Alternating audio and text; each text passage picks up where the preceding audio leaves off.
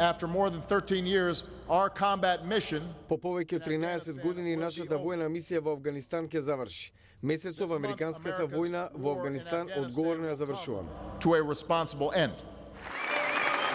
Председателот Барак Обама ми се заблагодари на силите што се враќа од Афганистан. Војното поле на она што стана најдолгата војна на САД. Силите на НАТО на теренот церемониално завршија со војната мисија порано месецот.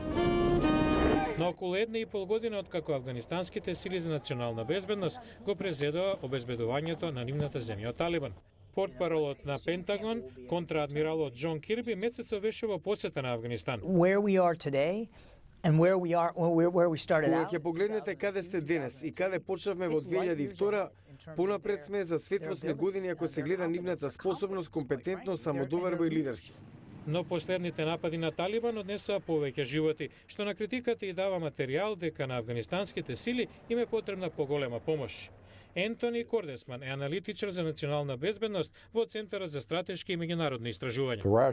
Резонирањето беше дека афганистанските сили се многу поподготвени од што во реалноста се. Освен проблемот со способеноста на силите, специјалниот инспектор за реконструкцијата во Афганистан, Џон Сопко, вели проблеми и корупцијата и состојбата со буџетот.